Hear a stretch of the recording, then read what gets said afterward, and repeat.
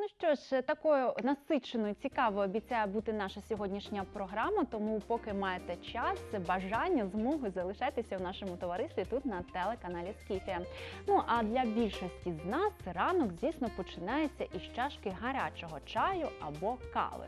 Гарячим його може зробити чайник. Ви знаєте, що вперше такий чудовий тонізуючий напій, як чай, з'явився в Китаї, хоча найпопулярнішою вважається японська чайна церемонія.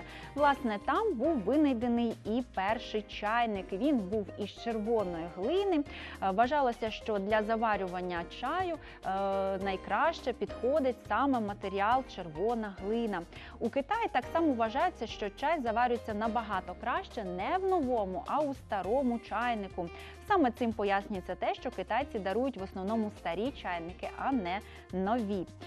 Приблизно в першій половині 16 століття чай разом із своїм супутником, чайником, приїхав у Європу.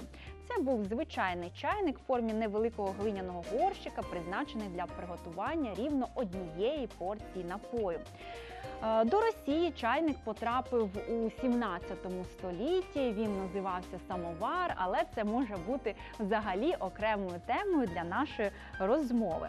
Сьогодні ж майстри європейських країн змагаються на випередки один з одним в оригінальності чайників. Так от, добірку найоригінальніших чайників пропоную вам переглянути просто зараз.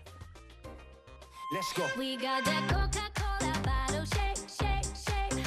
We got the sugar, do you wanna taste, taste, taste? We take it all around the globe, baby, everywhere we go. Make it hot when mama rock and shake, shake, shake.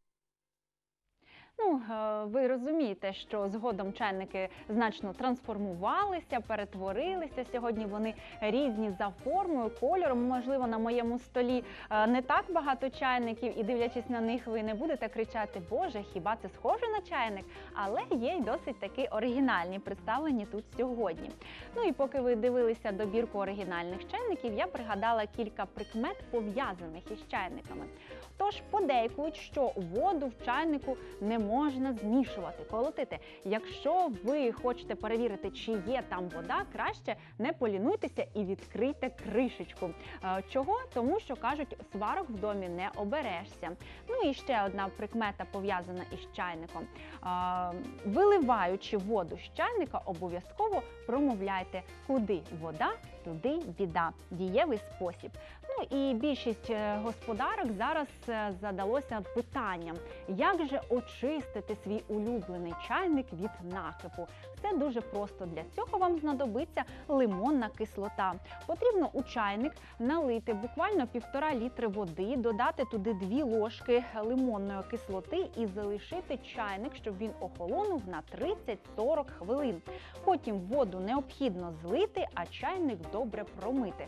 Спочатку м'якою кухонною губкою, ну а потім кілька разів промити під стічною водою.